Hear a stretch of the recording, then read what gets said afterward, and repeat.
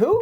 With a dominant showing in his first career playoff game, Jordan Love, the longtime backup to Aaron Rodgers, propelled the Packers into the divisional round and continued his remarkable first season as QB1 in Green Bay. And at the risk of being too hasty, it sure looks like the Packers have found themselves yet another stud quarterback, a worthy successor to Rodgers and his similarly decorated predecessor, Brett Favre. With that said, let's take a closer look at just how good Love has been this year. Sit back, relax, and take this in.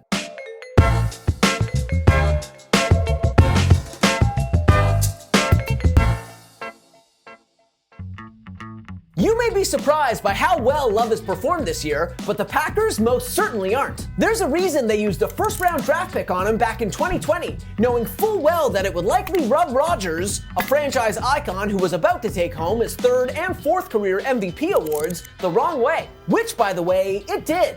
Just like it irked Favre, a three-time MVP, when the Packers drafted Rodgers in the first round back in 2005. However, once again, the Packers were vindicated for their decision to draft a successor to their franchise QB while he was still playing at a high level, and their willingness to eventually move on from that superstar QB and hand the reins to his highly touted but ultimately inexperienced backup. Coming into this season, Love had started just one game in the NFL, but the Packers' unwavering confidence in him was part of the reason they traded Rodgers, a future Hall of Famer and the longest tenured player in Packers history, to the Jets this past April, ushering in a new era in franchise history. And suffice it to say, the Jordan Love era has gotten off to an incredible start. Though it took him some time to get his feet under him, Love ultimately shepherded the Packers to the playoffs in his first go-around as starter, and his performance over the course of Green Bay's season-saving 6-2 stretch run was nothing short of superb. From week 11 onward, Love averaged almost 270 passing yards per game, completed more than 70% of his pass attempts, and posted a touchdown-to-interception ratio of 18-1. 18-1! That's some historically elite play right there. Only 10 other QBs in league history have ever posted such an impressive touchdown-to-interception ratio over an 8-game span. Among them, Patrick Mahomes, Lamar Jackson, Drew Brees, Rodgers, Tom Brady. Simply put, Love was arguably the best quarterback in the NFL over the season's second half. And that surge capped a campaign that was low-key one of the most impressive in the league in 2023. All told, Love finished second in the league in passing touchdowns, 7th in passing yards, and 9th in adjusted total QB rating, an all-encompassing quarterback metric that even adjusts for the strength of opposing defenses faced.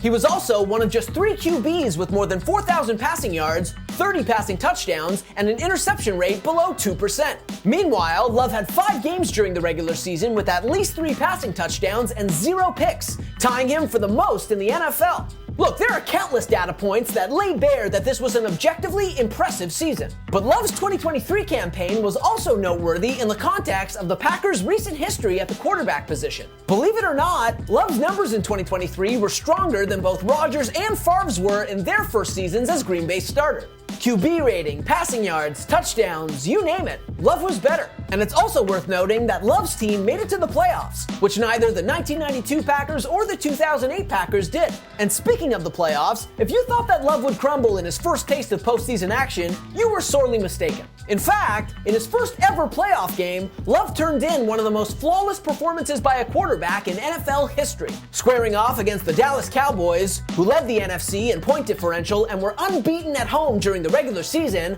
Love threw for 3 touchdowns, 272 yards, and completed more than 3/4 of his pass attempts to lead Green Bay to a commanding 48-32 victory at AT&T Stadium. He ultimately finished just shy of a perfect QB rating for the game, and his final mark of 157.2 tied him for the second highest ever among quarterbacks in their playoff debuts. As it happens, Love tied the figure set a day earlier by Texans rookie sensation CJ Stroud. But wait, there's more.